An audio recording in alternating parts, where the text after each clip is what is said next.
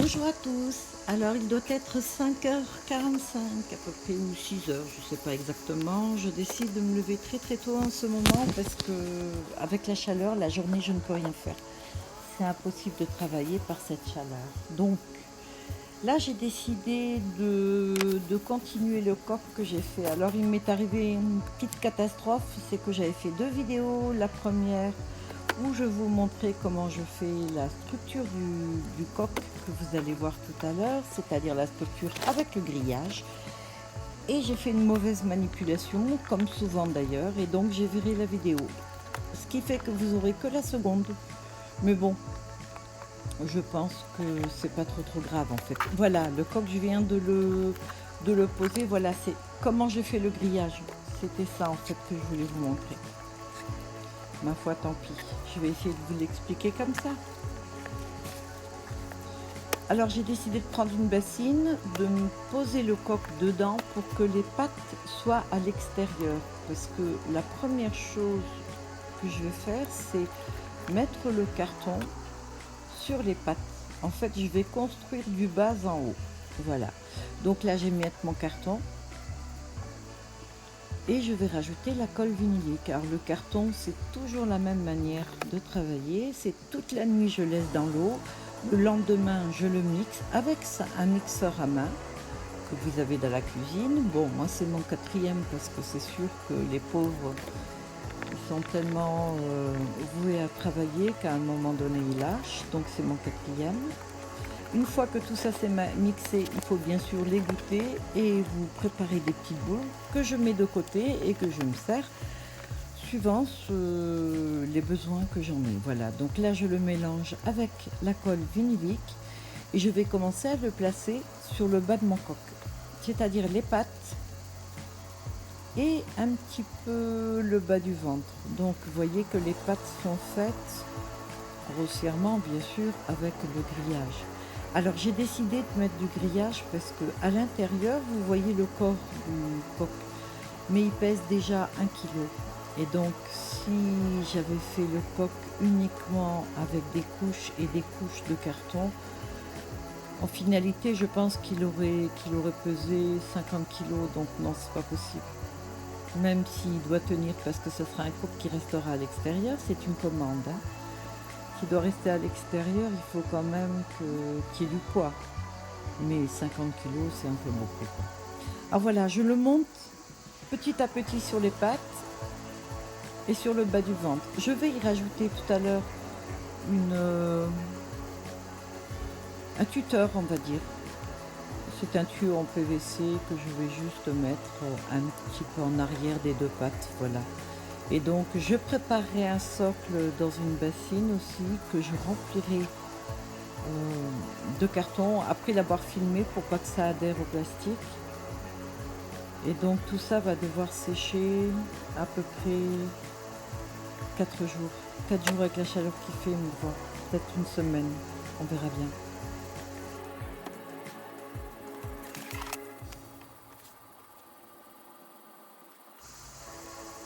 Alors ce qui est très important, c'est de beaucoup travailler le carton sur le grillage, puisqu'il y aura bien sûr de l'air entre le corps qui est à l'intérieur, le corps du coq, le grillage et là les pattes que je fais. Parce que plus c'est dense, plus ce sera solide. Et le coq sera quand même très gros et il faudra qu'il tienne sur les pattes et sur le socle, hein. Donc c'est important de bien les faire, en sachant très bien qu'en séchant, il va y avoir des fissures que je comblerai par la suite. En fait, c'est ce qui prend le plus de temps. Voilà, j'ai pratiquement fini là. Je vais vous montrer donc ce que ça donne une fois attaché pour le laisser sécher. Alors voilà, je l'ai mis à l'arrière de la maison. Là, le cœur que vous voyez, c'est ce qui était déjà dur, ce que j'avais déjà fait. Donc la structure est autour. C'est donc le croupion. De l'autre côté, là, vous avez le cou. Et donc, il est attaché parce qu'il faut vraiment qu'il garde cette forme-là. Alors, juste derrière les pattes, vous voyez un socle qui est déjà recouvert. C'est juste un tuyau de PVC, en fait, que j'ai mis dans une bassine pleine de carton et de colle vinylique avec un film que j'ai mis pour éviter que ça colle trop, voilà. Ça sera moins galère pour le démouler en fait. Voilà. Alors là, il a tendance parfois à décoller. Il faut régulièrement que j'y aille pour le remettre droit. Là, je vois d'ailleurs que j'ai une des pattes qui est un petit peu en biais. Donc de ce côté-là, vous allez mieux voir. On dirait un dindon, hein, mais bon, c'est pas un dindon, ça sera un coq. Je vous promets. Bon, c'est la première fois que je le fais, donc je sais pas trop. Mais on verra bien. Alors voilà une autre structure. Dans cette structure-là, c'est un buste de femme parce que j'ai une exposition qui commence le 10 août jusqu'au 16. C'est une expo-vente que je vais avoir hier. Et donc, il me manquait des présentoirs. Alors, je fais des bijoux de corps en plus, beaucoup plus fins que des bijoux en résine. Et donc là, j'ai fabriqué carrément un buste de femme, voilà. Donc, je lui ai fait des seins à la Madonna, vous savez, bien pointu. Donc là, j'ai commencé à le recouvrir en bas de carton, mais je me demande si je vais pas plutôt le faire en plâtre. Je sais pas trop. Je voulais au départ faire du plâtre sur moi pour faire moi-même le buste. Bon, et puis comme j'ai le grillage, je me suis dit allez, j'y vais à l'arrache. Et donc voilà. Donc tout est prêt là, les bras, etc. qui me serviront aussi, je pense, pour mettre quelques bijoux. Voilà, donc là vous voyez vraiment les beaux chars. Désolée, je ne l'ai pas filmé ça, mais c'est beaucoup trop galère. Alors là, j'ai fait encore quelques bracelets. De temps en temps, quand il me reste de la résine, j'en profite pour en faire. J'ai fait quelques bagues aussi à la feuille d'or avec. Et donc ça, ce sont des bracelets qui sont un petit peu plus gros que les autres. J'aime beaucoup d'ailleurs là. Ce sont des bracelets faits à la feuille d'or et à la feuille d'argent. J'ai voulu essayer un petit peu, donc ce sera des bracelets assez chics. Celui-ci est très grand parce qu'en fait j'ai moulé. Une fois qu'il était dur, j'ai démoulé, j'ai recoulé de la résine et j'ai posé mon bracelet dessus. J'ai fait la même chose de ce côté-ci. Et regardez dans l'état où c'est, comme ça sort, c'est vraiment laid, hein. Là, il y a beaucoup de boulot à faire avec la ponceuse, la Dremel. Voilà, et donc là, il y en a un petit qui, lui, par contre, est tout mou, donc j'ai pu le couper facilement. Le gros, là, je laisse en plat cagnard en espérant qu'il va devenir mou, parce que impossible de le couper en deux. Alors, c'est joli avec les feuilles d'or, hein. Ça fait vraiment bijou, quoi. Très, très dur, celui-ci, ouais. Alors, à côté, vous allez voir, ben, vous savez, j'avais coulé du carton, des bijoux carton, je voulais faire, non. Ça s'avère être horrible. Voilà le bracelet, ce que ça a donné. Donc non, pas beau du tout. Pareil les perles, donc je renonce. Bah écoutez, le tout c'est d'essayer, d'accord? J'ai essayé, ça n'a pas fonctionné, c'est pas grave. Je reviens donc à la résine. Éventuellement, je vais essayer des bijoux en argile. Ça, ce sera pour les prochains parce que là, c'est juste une catastrophe. Donc, on laisse tomber les bijoux en carton.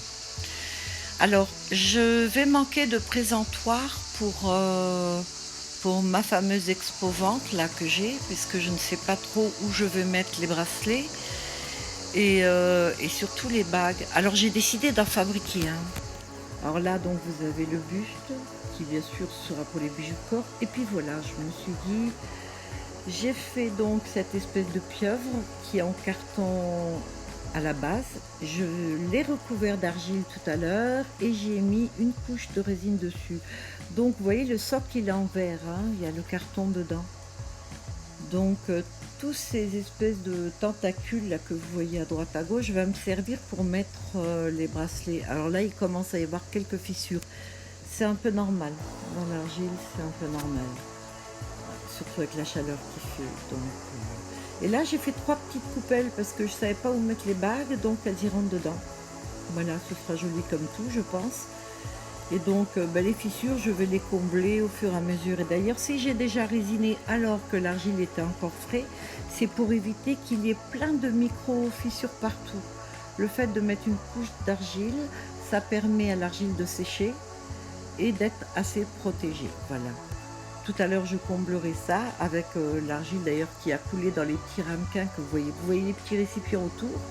Il y a déjà la catalyse de fait. Je vais prendre cette argile, cette résine-là et je vais la couler dans la fissure. Au moins, ce sera costaud. C'est pour ça que je mets les récipients pour récupérer. Voilà, donc ce sera un présentoir de bracelets et de bagues. Je vous montrerai ça une fois fini. Et voilà, là aussi, donc il y a encore un petit peu de boulot, mais bon, écoutez, j'ai le temps, hein, ça commence que le 10. Il me reste quelques jours, mais de toute façon, si je décide de le faire en plâtre, promis, je filmerai. Voilà, alors la deuxième partie bientôt. Je vous souhaite une bonne journée à tous. Bye à tous.